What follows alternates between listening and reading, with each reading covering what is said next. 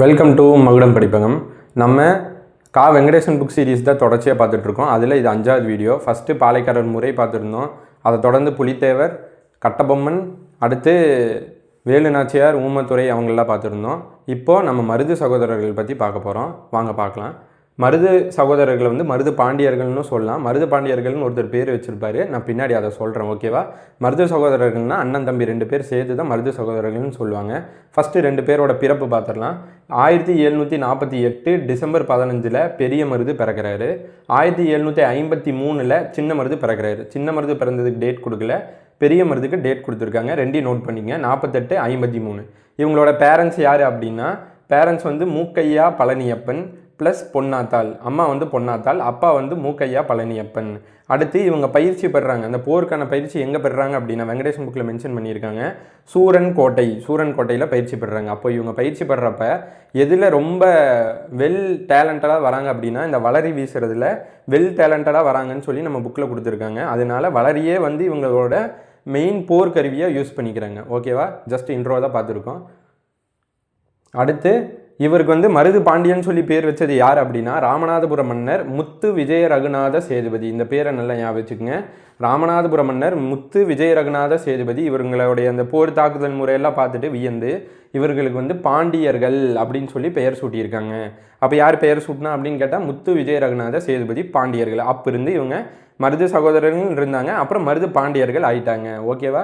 அடுத்து இவங்களோட போர் முறையெல்லாம் பார்த்துட்டு இவங்கள தன்னுடைய படையில் சேர்த்திக்கணும்னு சொல்லி சிவகங்கை மன்னர் முத்துவடுகநாதர் அவராக தான் போகிறாரு.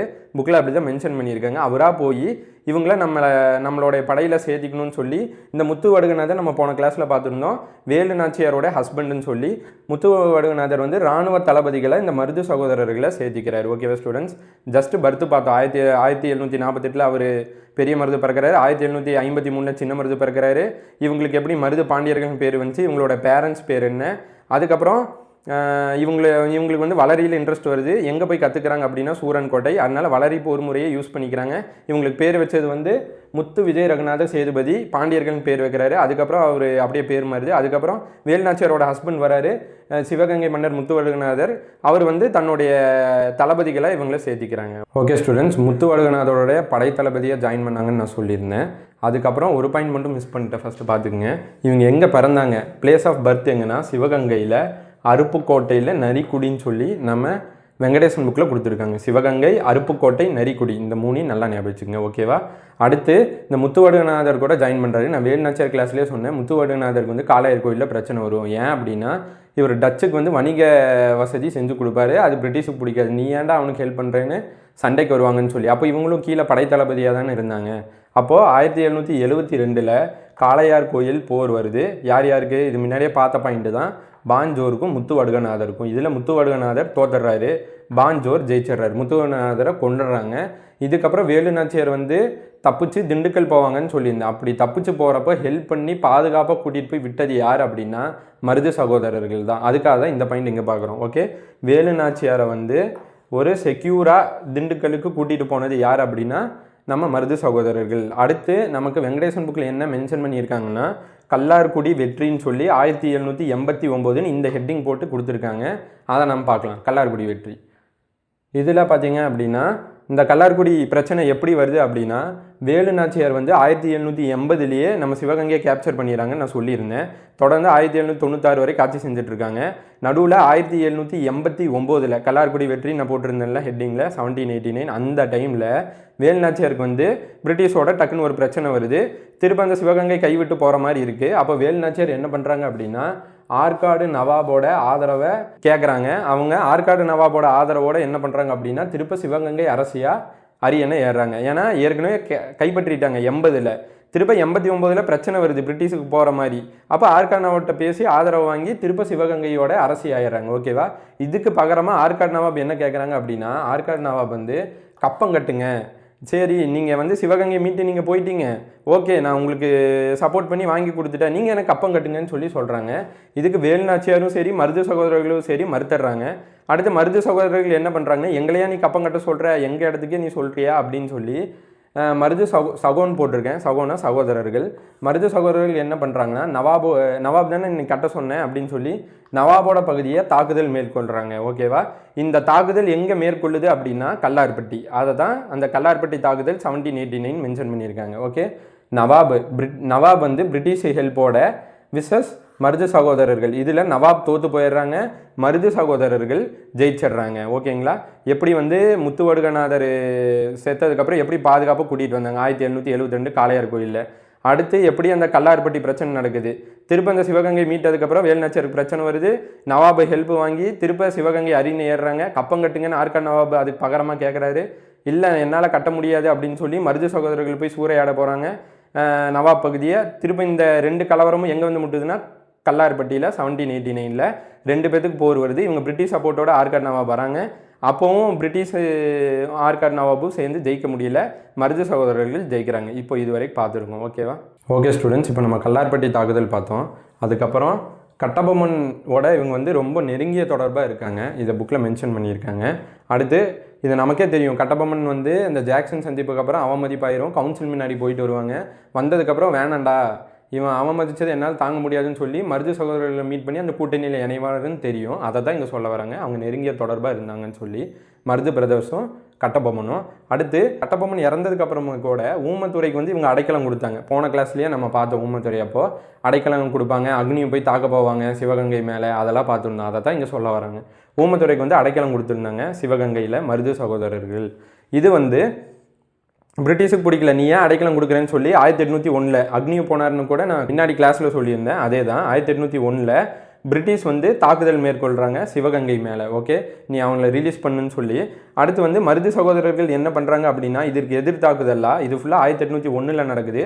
இதுக்கு எதிர் தாக்குதலாக மருது சகோதரர்கள் என்ன பண்ணுறாங்கன்னா, பிரிட்டிஷோட ஒரு 3 டிஸ்ட்ரிக்டை கைப்பற்றுறாங்க, கேப்சர் பண்ணிடுறாங்க. இவங்க அடைக்கலம் கொடுக்குறாங்க ஊமத்துறைக்கு, பதில் பிரிட்டிஷ் வந்து 1801 அக்னி அமைச்சு அடிக்கிறாங்க. இவங்க என்ன பண்ணுறாங்க அப்படின்னா மருது சகோதரர்கள் பிரிட்டிஷோட 3 இடத்த கேப்சர் பண்ணுறாங்க. ஓகேவா ஸ்டூடெண்ட்ஸ்? அடுத்து என்ன ஆகுதுன்னா, பிரச்சனை பெருசாக போயிட்டுருக்கு. இப்போ மருது சகோதரர்கள் என்ன பிளான் பண்ணுறாங்க அப்படின்னா, எல்லாத்தையும் திரட்டி ஆதரவாளர்களை நம்ம திரட்டி பிரிட்டிஷை அடிக்கணும்னு சொல்லி முடிவு பண்ணுறாங்க. அப்படி மருது சகோதரர்களுக்கு ஆதரவாளராக இருந்தவங்க யார் அப்படின்னா மொத்தம் 3 தலைவர்கள், 3 மாவட்டத்தை சேர்ந்த தலைவர்கள், ராமநாதபுரம், தஞ்சாவூர், மதுரை. ஆர்டிஎம் ஞாபகம், ஆர்டிஎம் கேடிஎம் பைக் கேள்விப்பட்டிருப்போம், அந்த மாதிரி ஆர்டிஎம் ராமநாதபுரம், தஞ்சாவூர், மதுரை இவங்கெல்லாம் ஆதரவு தெரிவிக்கிறாங்க மருது சகோதரர்களுக்கு. இதுக்கப்புறம் இந்த 3 பேர் இந்த ஆதரவாளர்கள் என்ன பண்ணுறாங்க அப்படின்னா, கரெக்டாக 4ஆம் மைசூர் போர் 1799 நடக்கும். அந்த டைமை பயன்படுத்தி கலவரம் நடந்துகிட்ருக்கு, நாமளும் ஏதாவது பண்ணி பிரிட்டிஷ்லேருந்து விடுதலை ஆகிக்கலான்னு சொல்லி பிளான் பண்ணுவாங்க. இந்த 4ஆம் மைசூர் போகிறப்போ இந்த 3 ஆதரவாளர்களும் பிரிட்டிஷோட போலீஸ் ஸ்டேஷனை போய் அடித்து நொறுக்கி அங்கே இருக்கிற ஆயுதத்தெல்லாம் கைப்பற்றிடுவாங்க. ஓகேவா ஸ்டூடெண்ட்ஸ்? இவங்க ஊமத்துறைக்கு வந்து அடைக்கலம் கொடுக்குறாங்க, அதுக்கு பிரிட்டிஷ் பதில் தாக்குதல் பண்ணுறாங்க. பிரிட்டிஷ்க்கு எதிராக இவங்க பிரிட்டிஷோட 3 இடத்த கைப்பற்றுறாங்க. அதுக்கப்புறம் ஆதரவாளர்கள் இன்னும் நம்ம நிறைய திரட்டணும்னு சொல்லி போகிறாங்க. அதில் 3 ஆதரவாளர்கள் தான் நான் ஆர்டிஎம் சொல்லியிருக்கேன், ராமநாதபுரம், தஞ்சாவூர், மதுரை. இதுக்கப்புறம் என்ன நடக்குதுன்னா, இந்த ஆதரவாளர்கள் என்ன பிளான் பண்ணுறாங்கன்னா, 4ஆம் மைசூர் போர் பயன்படுத்தி அடிக்கலான்னு பிளான் பண்ணுறாங்க. 4ஆம் மைசூர் போர் 1899 நடக்குது. இந்த 3 பேர் என்ன பண்ணுறாங்கன்னா, பிரிட்டிஷோடைய இந்த போலீஸ் ஸ்டேஷனுக்கு போய் அங்கே அடித்து அங்கே ஆயுதத்தெல்லாம் கைப்பற்றுறாங்க. ஓகேவா? ஓகே ஸ்டூடெண்ட்ஸ், இப்போ வந்து நம்ம பார்த்தோம் அந்த 3 பேர் சப்போர்ட்டர்ஸ் போய் அங்கே பிரிட்டிஷோடைய ஆயுதத்தை கொள்ளையடிச்சிட்டு வந்ததை. அதுக்கப்புறம் பிரச்சனை பெருசாக வெடிக்குது. மருது சகோதரர்கள் வந்து இன்னும் கூட்டணியை பயங்கரமாக பலப்படுத்துகிறாங்க. அதை பிரிட்டிஷ் என்ன சொல்ல வராங்கன்னா, 2ஆம் பாளையக்காரர் போர் அப்படின்னே சொல்ல வராங்க. ஓகேவா?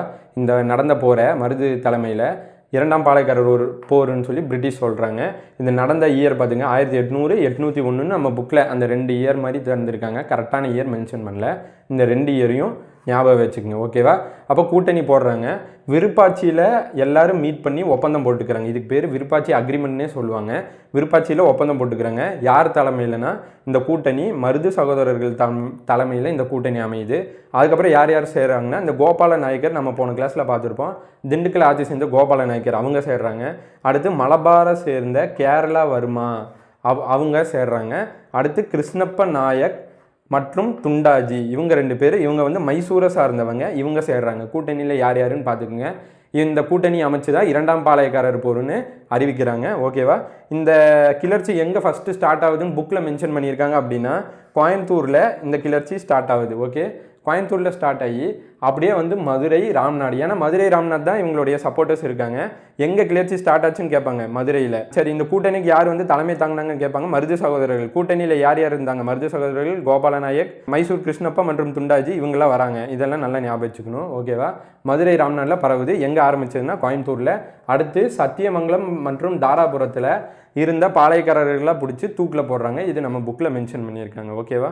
ஓகே ஸ்டூடெண்ட்ஸ், இந்த இரண்டாம் பாளையக்காரர் போரில் அதோட முடிவில் சத்தியமங்கலம், தாராபுரத்துலலாம் எல்லாத்தையும் பிடிச்சி தூக்கில் போட்டாங்க. அதோட இந்த இரண்டாம் பாளையக்காரர் போர் முடிஞ்சிருச்சு. இந்த இரண்டாம் பாளையக்காரர் போர் வந்து 1800-801 நடந்ததில் ஒரு பாயிண்ட் மட்டும் மிஸ் பண்ணிட்டேன். இந்த இரண்டாம் பாளையக்காரர் போர் என்னன்னு சொல்லுவாங்க அப்படின்னா மருது சகோதரர்கள் கழகம் அப்படின்னு சொல்லுவாங்க. இது புக்கில் நமக்கு மென்ஷன் பண்ணியிருக்காங்க. இரண்டாம் பாளையக்காரர் போரை என்னன்னு சொல்லுவாங்கன்னா மருது சகோதரர்கள் கழகம். ஓகேவா? இப்போது எல்லாத்தையும் தூக்கில் போட்டாச்சு. இந்தளவு கட்டுவிலியை வந்து பிரிட்டிஷ் நிறைவேற்றினதில் மருது சகோதரர்கள் இன்னும் கோபமாகி இன்னும் தீவிரமாகறாங்க. கடைசியில் என்ன பண்ணுறாங்கன்னா, இந்த பிரிட்டிஷே இருக்கக்கூடாதுரா, இந்த ஆங்கிலேய ஆதிக்கத்துக்கு எதிராக ஒரு முற்றுப்புள்ளி வைக்கணும்னு சொல்லி ஒட்டுமொத்த மக்களையும் திரட்டுறாரு. அதுதான் 1801 ஜூன் 16. இந்த டேட்டை ஞாபகம் வச்சுக்கோங்க. என்னன்னு சொல்கிறாங்கன்னா மருது சகோதரர்கள் சுதந்திர பிரகடனம். இதை ரிலீஸ் பண்ணுறது மருது சகோதரர்கள். இந்த சுதந்திர பிரகடனத்துக்கு இன்னொரு பேர் இருக்குது, திருச்சி பிரகடனம். ஏன்னா இது திருச்சியில் தான் ரிலீஸ் பண்ணுவாங்க.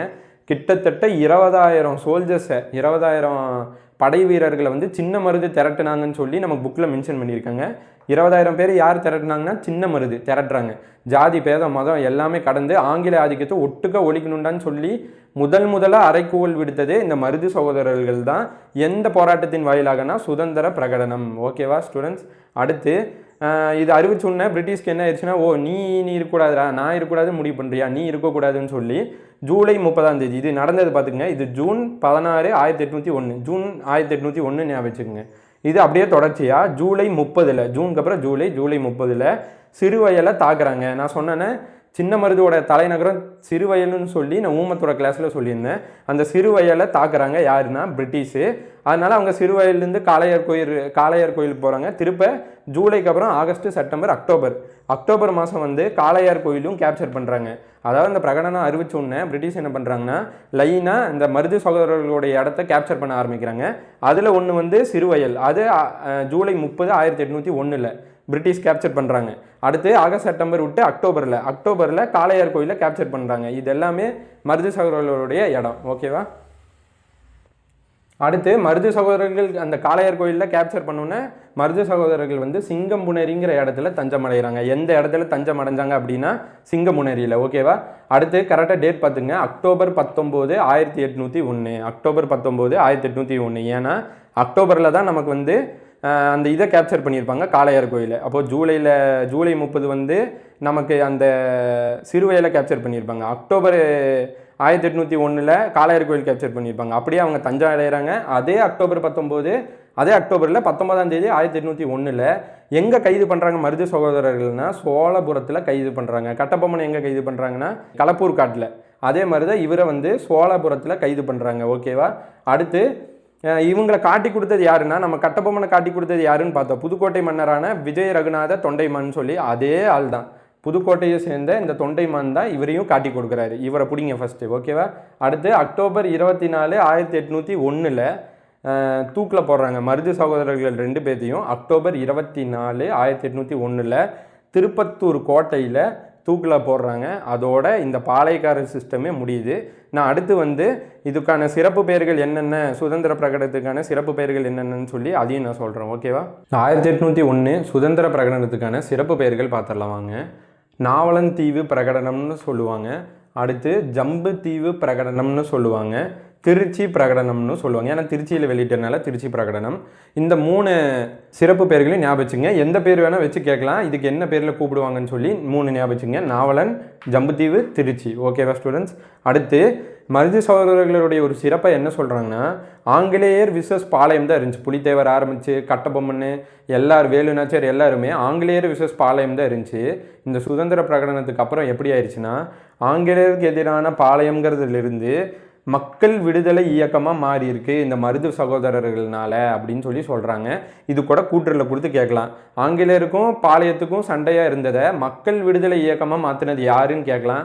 மருது சகோதரர்கள். காரணம் இந்த சுதந்திர பிரகடனத்தில் ஜாதி பேதம் எல்லாம் கடந்து எல்லாரும் ஒற்றுமையாக வாங்கன்னு சொல்லி அழைச்சது தான். ஓகேவா? இது ரொம்ப முக்கியமான பாயிண்ட்டு, நோட் பண்ணிக்கோங்க. ஓகேவா? அடுத்து இவங்களை பற்றின புக்ஸ் பார்க்கலாம். 1813 கார்லே, ஜே கார்லே, 1813 ஜே கார்லேங்கிறவர் ஒரு புக்கு எழுதியிருக்காரு. அந்த புக்கில் மருது சகோதரர், புக்கு பேரே மருது சகோதரர்கள் வச்சு தான் எழுதியிருக்காரு. அதில் மருது சகோதரர்களை பற்றி ஒரு சிறப்பாக கொடுத்துருக்காங்கன்னு வெங்கடேசன் புக்கில் கொடுத்துருக்காங்க. Maruthu and Indian story of the beginning of the 19th century. இது தமிழ் மீடியம் ஸ்டூடெண்ட்ஸு இங்கிலீஷில் ஞாபகம் வச்சுக்கோங்க. இந்த புக்கு யார் எழுதுனாங்கன்னு கேட்கலாம். இந்த புக்கு எப்போ எழுதப்பட்டதுன்னு கேட்கலாம். 1813. இந்த புக்கோட பேர் என்னன்னு கேட்கலாம். ஓகேவா? இங்கிலீஷில் நல்லா ஞாபகம் வச்சுக்கோங்க. Maruthu and Indian story of the beginning of the 19th century. ஓகேவா? இதில் மருது சகோதரர்களை பற்றி ஒரு குறிப்பு இருக்குது, அது நான் சொல்கிறேன். மருது சகோதரர்கள் வெளியிட்டாங்களே திருச்சி பிரகடனம், அதாவது சுதந்திர பிரகடனம், இது எதுக்கு ஈக்குவல் அப்படின்னு சொல்கிறாங்கன்னா கிபி 85, இது சொல்கிறதெல்லாம் கார்லே தான் அந்த புக்கில். ஓகேவா? கிபி 85 ரோமானியருடைய ஆதிக்கத்தை எதிர்த்து, விசஸ்னா எதிர்த்துன்னு அர்த்தம், நான் அதுக்கு தான் அப்படி சுருக்கமாக போட்டிருக்கேன். ரோமானிய ஆதிக்கத்தை எதிர்த்த பிரிட்டானிய தளபதி கால்கஸுக்கு சமமாக இருக்குன்னு சொல்கிறாங்க. மருது சகோதரர்களுடைய திருச்சி கழகம் வந்து கிபி 85 ரோமானியர் ஆதிக்கத்துக்கு எதிராக பிரிட்டானிய தளபதி கால்கஸ் எதிர்த்த அந்த எதிர்ப்புக்கு ஈக்குவலாக இருந்துச்சுன்னு இதை ஒப்பிடுறாங்க. ஓகேவா ஸ்டூடெண்ட்ஸ்? இப்போ நம்ம சிறப்பு பெயர் பார்த்தோம், ஜம்பு தீவு பிரகடனம் பார்த்தோம், திருச்சி பிரகடனம் பார்த்தோம், சுதந்திர பிரகடனம் பார்த்தோம். ஆங்கிலேயர் விசஸ் பாளையக்காரன் இருந்ததை மக்கள் இயக்கமாக, மக்கள் விடுதலை இயக்கமாக மாற்றினது யாருன்னா மருது சகோதரர்கள். காரணம் சுதந்திர பிரகடனம் தான். ஏன்னா அது சாதி மேத எந்த பாகுபாடு இல்லாமல் எல்லாத்தையும் கூப்பிட்டாங்க. அதனால ஒருத்தர் புக் எழுதினார், ஜே கார்லேங்கிறவர். அவர் இந்த புக்கில் மருது சகோதரர்கள் என்ன சொல்ல வராங்கன்னு நான் சொல்லிட்டேன். ஓகேவா ஸ்டூடெண்ட்ஸ்? ஓகே ஸ்டூடெண்ட்ஸ், இப்போ நம்ம கூற்றுகள் பார்த்தரலாம். ஒரு 3 பேர் கூற்று சொல்லியிருக்காங்க, லைனாக அதை பார்த்துருவோம். ராமசாமிங்கிறவர் ஒரு கூற்று சொல்லியிருக்காரு. மக்கள் நாயகனாக திகழ்ந்த மருது பாண்டியன் ஆங்கிலேய புயலுக்கு முன் ஏற்றி வைத்த அகல் விளக்கு போன்று அப்படின்னு சொல்லி அந்த சுதந்திர பிரகடனத்தை பற்றி சொல்ல வராரு. இது சொன்னது ராமசாமி. சாமினாவே நம்ம அகல் விளக்கு ஏற்றுவோம் அப்படின்னு கூட ஞாபகம், அகல் விளக்கு ஏற்றுவோம். முடிஞ்சுங்களா? அடுத்த கூற்று. அடுத்து வந்து 1800-801 மருது பாண்டி தலைமையிலும் வழிகாட்டுதலிலும் உருவான போராட்டங்கள் பிரிட்டிஷ் எதிரான ஆயுதம் ஏந்திய மக்கள் புரட்சி அப்படின்னு சொன்னது பொன் முத்துராமலிங்கம் அப்படிங்கிறவர் சொல்லியிருக்காரு. பொன் முத்துராமலிங்கம். அதாவது இது எப்படி ஞாபகம் வச்சுக்கலாம் அப்படின்னா, ஆயுதம் ஏந்திய மக்கள் புரட்சி அப்படின்னு சொன்னவர் பொன் முத்துராமலிங்கம் ஞாபகம் வச்சுக்கலாம். இல்லைனா ஆயுதம் ஏந்திய மக்கள் புரட்சி அப்படின்னு மருது சகோதரர்களுடைய கழகத்தை சொன்னது யாருன்னு கேட்கலாம். இதுக்குள்ளே எதை வேணால் கட் பண்ணி வைக்கலாம், அதனால் நல்லா ஞாபகம் வச்சுங்க. இன்னும் ஒரு கூற்று மட்டும் இருக்குது, கூற்று ப்ளஸ் சிறப்பு பெயர்கள், அது பார்த்துட்டா முடிஞ்சு. லாஸ்ட்டாக ஒரு கூற்று மட்டும் பார்த்துடலாம். ஓகேவா? மருது பாண்டியன் தலைமையில் நடந்த தென்னிந்திய கிளர்ச்சி இந்திய விடுதலை போராட்ட பயணத்தின் தனித்தன்மை வாய்ந்த முயற்சியின் துவக்கம் அப்படின்னு சொல்லி கே ராஜையன் சொல்லியிருக்காரு. தனித்தன்மை வாய்ந்த முயற்சியின் துவக்கம் சொன்னது கே ராஜையன் அப்படின்னு ஞாபகம் வச்சுக்கோங்க. அடுத்து நம்ம சிறப்பு பெயர்கள் தான் பார்க்க போகிறோம். அதாவது மருது சகோதரர்கள்னால் 2 பேர், பெரிய மருது சின்ன மருதுன்னு சொன்னேன். அதில் பெரிய மருதுக்கு என்ன சிறப்பு பெயர், சின்ன மருதுக்கு என்ன சிறப்பு பெயருங்கிற பார்த்துட்டா ஓவராலாக மருது சகோதரர்களே மொத்தமாக கவர் ஆயிரும். கூற்றுகள் எல்லாமே பார்த்துருவோம். ஓகேவா? பெரிய மருது வந்து வெள்ளை மருதுன்னு சொல்லுவாங்க. பெரிய மருது வெள்ளை மருது, இங்கேயும் ஒத்த கொம்பு தான் வரும், இங்கேயும் ஒத்த கொம்பு தான் வரும் அப்படின்னு ஞாபகம் வச்சுக்கோங்க. அடுத்து சின்ன மருதுக்கு தாங்க மேக்ஸிமம் ஆஃப் பேர் சின்ன மருதுக்கு தான் வரும். உங்களுக்கு ஆப்ஷனில் இந்த 2லேயும் குழப்பிச்சுனாலும் மேக்ஸிமம் நீங்கள் சின்ன மருதுவை தைரியமாக போடலாம். அது குழப்பாது, இதுக்கு ஒன்று தான் வருது. ஓகேவா? சின்ன மருதுக்கு வந்து மருது பாண்டியன் சொல்லுவாங்க. அடுத்து சிவகங்கையின் சிங்கம் சொல்லி நம்மளுடைய 8th பாளையக்காரர் புக்கில் கொடுத்துருக்கு. சிவகங்கையின் சிங்கம் சின்ன மருது, சி அப்படின்னு ஞாபகம் வச்சுங்க. ட்ரிபிள் சீன் வரும் 3லேயே. சின்ன மருதுக்கு வந்து சிவகங்கையின் சிங்கம் சொல்லி 3 சீன் வரும். அப்போ அது ஈஸியாக ஞாபகம் வச்சுக்கலாம். அடுத்து வால்டர்னு சொல்லுவாங்க, ரூசோன்னு சொல்லுவாங்க, மான்டெஸ்கியூன்னு சொல்லுவாங்க. இதுதான் இவங்களுடைய சிறப்பு பெயர்கள். மொத்தமாக கவர் பண்ணியாச்சு. இப்போ ரிவிஷன் பார்த்துடலாம். ஓகே ஸ்டூடெண்ட்ஸ், இப்போ நம்ம மருது சகோதரர்களை டோட்டலாக ரிவைஸ் பண்ண போகிறோம். ஃபஸ்ட்டு பெரிய மருது பிறக்கிறது 1748, சின்ன மருது பிறக்கிறது 1753. இவங்களுக்கான சிறப்பு பெயர்கள் பார்த்துருந்தோம், அதை நான் கடைசியாக சொல்கிறேன். ஓகேவா? அடுத்து இவங்க எங்கே பிறக்கிறாங்க அப்படின்னா அருப்புக்கோட்டையில், சிவகங்கை அருப்புக்கோட்டைன்னு சொல்லி கொடுத்துருக்காங்க. அருப்புக்கோட்டையில் நரிக்குடி அப்படின்னு சொல்லி. இவங்க எங்கே பயிற்சி பெறுறாங்கன்னா சூரன்கோட்டை. இந்த பயிற்சி பெற்றதுலேயே இவங்க சிறந்து விளங்கினதில் வளரியில், அதனால் வளரி வந்து ஒரு போர்க்கருவியாகவே யூஸ் பண்ணுறாங்க அப்படின்னு சொல்லியிருந்தாங்க. அடுத்து இவங்களுக்கு வந்து சிறப்பு பெயர் வச்ச மன்னர் யார் அப்படின்னா ராமநாதபுரத்தை சேர்ந்த விஜய ரகுநாதன் சொல்லி ஒரு மன்னர் வந்து சிறப்பு பெயர் வச்சுருப்பார், பாண்டியர்கள் அப்படின்னு சொல்லி. அதிலிருந்து அவங்க மருது பாண்டியர்கள்னு சொல்லி பேர் வந்திருக்கும். ஓகேவா ஸ்டூடெண்ட்ஸ், இது இன்ட்ரோடக்ஷனு. அடுத்து இன்ட்ரோடக்ஷன்லேயே என்ன பார்க்கணும் அப்படின்னா, நம்ம முத்துவடுகநாதர் பற்றி பார்த்துருந்தோம். முத்துவடுகநாதர் வந்து இவருடைய இந்த வீரமிக்க செயலெல்லாம் பார்த்துட்டு தன்னுடைய தளபதிகளை சேர்த்திக்கலாம்னு சொல்லி தளபதிகளை சேர்த்திக்கிறாரு. அடுத்ததான் முத்துவடுகநாதருக்கு வர பிரச்சனை தான் இந்த காளையார் கோயில் போர் 1772 நடக்கும். காளையார் கோயிலில் முத்துவடுகநாதர் யாருன்னா வேலுநாச்சியாரோட ஹஸ்பண்டாக இருப்பார். இந்த முத்துவடுகநாதர் கீழே படை தளபதியாக இருப்பாங்க. முத்துவடுகநாதருக்கும் பாஞ்சோருக்கும் சண்டை வரும். ஏன் சண்டை வரும்னு சொல்லிட்டேன், ஏன்னா முத்துவடுகநாதர் வந்து டச்சுக்கு ஹெல்ப் பண்ணுவாங்க. இது வேலுநாச்சியார் கிளாஸ்லேயே நான் சொல்லிட்டேன். அதை பிடிக்காம பிரிட்டிஷ் சண்டை போடுவாங்க. பிரிட்டிஷ் தலைமையில் பாஞ்சோர் வருவார். 2 பேத்துக்கு சண்டை வரும். காளையார் கோயில் போரில் முத்துவடுகநாதர் செத்துடுவார். இறந்ததுக்கப்புறம் வேலுநாச்சியாரை பாதுகாப்பாக அவங்க குழந்தையும் வேலுநாச்சியாரை பாதுகாப்பாக கூட்டிகிட்டு திண்டுக்கல் போனது யார் அப்படின்னா நம்மளுடைய மருது சகோதரர்கள் தான். அங்கே தான் 8 வருஷம் இருக்காங்க. அதுக்கப்புறம் வேலுநாச்சியார் வந்து 1780 கைப்பற்றிடுறாங்க சிவகங்கை. அதுக்கப்புறம் ஒரு சமயத்தில் 1789 அவங்க கைவிட்டு போகும்போது தான் இந்த கல்லார்குடி பிரச்சனையே வருது. 1789 கைவிட்டு போகிறப்ப இவங்க என்ன பண்ணுறாங்கன்னா ஆர்கா நவாபோட சப்போர்ட் கேட்குறாங்க. அப்போ ஆர்கா நவாப் சப்போர்ட் பண்ணி திருப்ப சிவகங்கையோட அரசியாவே அறிவித்து உட்கார வைக்கிறாங்க. திருப்ப ஆர்கா நவாப் பகரமாக என்ன கேட்குறாரு அப்படின்னா, நீங்கள் எனக்கு கப்பம் கொடுத்துருங்க, நான் உங்களை உட்கார வச்சுட்டு நீங்கள் கப்பம் கொடுத்துருங்கன்னு சொல்கிறாங்க. இது வந்து மருது சகோதரர்கள் பிடிக்கல. நான் ஏன்டா கப்பம் கொடுக்கணும்னு சொல்லி நவாபோட பகுதிகளில் சூறையாடுறாங்க. நவாப் என்ன பண்ணுறாங்கன்னா பிரிட்டிஷை கூட்டிகிட்டு வராங்க. அந்த 2 படையும் வந்து கல்லார்குடியில் மீட் பண்ணுது. இந்த கல்லார்குடி இதில் வந்து மருது சகோதரர்கள் ஜெயிக்கிறாங்க. பிரிட்டிஷும் நவாப் படையும் தோக்குது. இதுக்கப்புறம் என்ன ஆகுது அப்படின்னா, அவங்க வந்து இந்த கட்டபொம்மனோட நெருங்கிய தொடர்பில் இருக்காங்க. கட்டபொம்மன் கூட அவங்க கூட்டணியில் சேர்ந்துருப்பாங்க ஜாக்சன் மீட்டிங் அப்புறம். அதை நம்ம முன்னாடியே பார்த்துருந்தோம். அதுக்கப்புறம் அவங்களுடைய ஊமத்துறை அவங்க பிரதர்ஸ்க்கும் வந்து ரொம்ப சப்போர்ட்டாக இருந்தாங்க. அவங்க பிரதர்ஸை வந்து இவங்க தஞ்சம் வச்சுருந்தாங்க. இதை அறிஞ்ச பிரிட்டிஷ் வந்து நீங்கள் எங்களுக்கு கொடுங்க அவங்களன்னு சொல்லி கேட்குறாங்க. கொடுக்க முடியாதுன்னு சொன்னோன்னே 1801 இவங்க பிரிட்டிஷ் வந்து இந்த சிவகங்கை மேலே தாக்குதல் நடத்துது. நீங்கள் ஊமத்துறை கொடுத்துடணும்னு சொல்லி இவங்க தரல. தாக்குதல் நடக்குது. அடுத்து என்ன அப்படின்னா மருது சகோதரர்கள் என்ன முடிவு பண்ணுறாங்க அப்படின்னா, நம்ம நிறைய சப்போர்ட்டர்ஸை திரட்டணும்னு சொல்லி நிறைய பேர்த்த திரட்டுறாரு. நான் இது கூட கேடிஎம் பைக்கை வச்சு ஞாபகம் சொல்லியிருக்கேன். ஆர்டிஎம் ராமநாதபுரம், தஞ்சாவூர், மதுரை அப்படின்னு சொல்லியிருக்கேன். திரட்டுறாரு. இன்னும் பத்தாதுன்னு சொல்லி என்ன பண்ணுறாங்க அப்படின்னா மருது சகோதரர்கள் ஒரு கூட்டணி அமைக்கிறாங்க. இந்த கூட்டணி பேர் வந்து 2ஆம் பாளையக்காரர் போர்னு பிரிட்டிஷ் அவங்க நூறில் தெரிவிக்கிறாங்க. இன்னொன்று மருது சகோதரர்கள் கழகம்னு சொல்லலாம். இந்த கூட்டணிக்கு தலைமை தாங்கிறது மருது சகோதரர்கள் தலைமையாக இருந்து, அடுத்து வந்து திண்டுக்கல் சேர்ந்த கோபால நாயக்கர், அடுத்து மைசூரை சேர்ந்த கிருஷ்ணப்பா மற்றும் துண்டாஜி, மலபாரை சேர்ந்த கேரளாவர்மான்னு சொல்லி இந்த 4 பேர் வந்து கூட்டணி வரும். இந்த கூட்டணி வந்து எங்கே அக்ரிமெண்ட் கையெழுத்து போடுவாங்கன்னு கேட்டால் விருப்பாட்சியில். எங்கே போராட்டத்தை ஃபஸ்ட்டு ஸ்டார்ட் பண்ணாங்கன்னா கோயம்புத்தூரில், அப்புறம் ராமநாதபுரம், மதுரைன்னு பரவுது. ஏன்னா இவங்க சப்போர்ட்டர்ஸ் ஏரியா. அப்படியே பரவரப்போ பிரிட்டிஷ் என்ன பண்ணுறாங்கன்னா சத்தியமங்கலம், தாராபுரத்தில் இருக்கிற இந்த போராட்டக்காரர்களை பிடிச்சி தூக்கில் போடுறாங்க. இதோட இந்த 2ஆம் பாளையக்காரர் போர் வந்து முடியுது. ஓகேவா? இதுக்கப்புறம் வந்து இந்த மருது சகோதரர்கள் என்ன பண்ணுறாங்கன்னா பிரிட்டிஷ்க்கு எதிராக, இந்த பிரிட்டிஷ் ஆதிக்கத்தை ஒழிக்கிறதுக்கு எதிராக இந்த அரசர்கள் மட்டும் இல்லாமல் ஜாதி பேதம் எல்லாமே கடந்து எல்லா மக்களும் கலந்துக்கணும், எல்லா அரசர்களும் கலந்துக்கணும்னு சொல்லி சுதந்திர பிரகடனம் ஒன்று வெளியிடுறாரு. 1801 ஜூன் 16 நடக்குது. இந்த டைமில் என்ன பண்ணுறாங்க அப்படின்னா இதை தான் என்ன சொல்ல வராங்கன்னா ஜம்புத்தீவு பிரகடனம், திருச்சி பிரகடனம், சுதந்திர பிரகடனம் அப்படின்னு சொல்லி இதுக்கு எல்லா பேருமே இருக்குது. இது பார்த்துக்குங்க. இதில் 20,000 பேர் சின்ன மருதுவே கூட்டிகிட்டு வராரு. இதுக்கப்புறம் இது வந்து ஜூனில் நடக்குது. ஜூலை 30 போல் என்ன ஆகுது அப்படின்னா இவங்க சிறுவயல், நான் சொன்னேன் சின்ன மருதுவோட தலைநகரம் சிறுவயல்னு சொல்லி அங்கே தாக்குதல் மேற்கொள்ளாங்க பிரிட்டிஷு. அதை கேப்சர் பண்ணுறாங்க. ஏன்னா நீ சுதந்திர பிரகடனம்னா நீ வெளியிடுற அப்படின்னு சொல்லி இவங்களுடைய அந்த மருது பாண்டியர்களுடைய ஒவ்வொரு இடமா கேப்சர் பண்ணுறாங்க. அதில் சிறுவயலில் ஜூலை 30 கேப்சர் பண்ணுறாங்க. அக்டோபரில் காளையார் கோயிலில் கேப்சர் பண்ணுறாங்க. இந்த காளையார் கோயில் சிவகங்கையிலேருந்து எஸ்கேப் ஆகி இவங்க எங்கே போகிறாங்க அப்படின்னா சிங்கமுனேரியில் போய் தஞ்சம் அடைகிறாங்க மருது சகோதரர்கள். கடைசியில் இவரை மாட்டி கொடுக்குறது யார் அப்படின்னா புதுச்சேரியை சேர்ந்த தொண்டைமான். இவங்க தான் வந்து நம்ம கட்டபொம்மனையும் வந்து இவங்க தான் காட்டி கொடுத்துருப்பாங்க தொண்டைமான்னு சொல்லி. கடைசியில் காட்டி கொடுத்ததுக்கப்புறம் இவங்களை எப்போ பிடிச்சிட்டு வராங்க அப்படின்னா அக்டோபர் 19, 1801 பிடிச்சிட்டு வராங்க, விசாரணை பண்ணுறாங்க. அக்டோபர் 24, 1801 இவங்கள தூக்கில் போட்டுறாங்க. இதோட இந்த சுதந்திர பிரகடனம் முடிஞ்சு. அதோட அவர்களோட மொத்த ஹிஸ்ட்ரியும் முடிஞ்சு. ஓகேங்களா? அடுத்து கூற்றுகள் அப்படின்னு பார்த்தோம்னா நம்ம ராமசாமியை சொல்லியிருந்தாரு அகல் விளக்கு போன்றது, சாமினாவே விளக்கு ஏற்றுவோன்னு சொல்லி. அப்புறம் முத்துராமலிங்கம் ஒன்று சொல்லியிருந்தாரு. கே ராஜையன் வந்து இதுதான் வந்து விடுதலை போராட்டத்தின் துவக்கம்னு சொல்லியிருந்தாங்க. அவ்வளோதான் இது கூற்றுகள். அடுத்து சிறப்பு பெயர்கள்னு பார்த்தீங்கன்னா பெரிய மருது வந்து வெள்ள மருதுன்னு அழைக்கப்படுவார். அடுத்து சின்ன மருதுக்கு தான் நிறைய சிறப்பு பெயர் வரும். மருது பாண்டியன் சொல்லுவாங்க, சிவகங்கையின் சிங்கம்னு சொல்லுவாங்க, அப்புறம் வால்டர், ரூசோ, மாண்டெஸ்கியூன்னு சொல்லி சொல்லுவாங்க. ஓகேவா ஸ்டூடெண்ட்ஸ்? இப்போ நான் மொத்தமாக மருது சகோதரர்கள் அவங்களுக்கு சிறப்பு பெயர்கள், கூற்றுகள், அவங்க நடத்தின போராட்டங்கள்னு சொல்லி ஓவராலாக நான் கா வெங்கடேசன் புக்கும் ஸ்கூல் புக்கும் வச்சு நான் சொல்லிட்டேன். இன்னும் ஒரு பாயிண்ட் மட்டும் இருக்குது, பார்த்துக்கலாம். இந்த பாளையக்காரர் முறை எப்போ முடிவுக்கு வந்துச்சுன்னு கேட்பாங்க. அதுக்கு ஒரு உடன்படிக்கை இருக்குது, நம்ம ஸ்கூல் புக்கில் கொடுத்துருக்காங்க. 1801 ஜூலை 31 கர்நாடக உடன்படிக்கைன்னு போட்டு இந்த பாளையக்காரர் முறையை ஒட்டு மொத்தமாக முடிவுக்கு கொண்டு வராங்க. 1801 அக்டோபர் 24 தான் மருது சகோதரர்கள் தூக்கில் போடுவாங்க. இந்த அக்டோபருக்கு முன்னாடி ஜூலையிலேயே, ஏன்னா ஜூலையிலேயே இந்த டைமில் என்ன நடக்கும்னா நம்ம அந்த காளையார் கோயில், சிறுவயல் இதெல்லாம் கைப்பற்றிட்டு இருப்பாங்க மருது சகோதரர்கள்.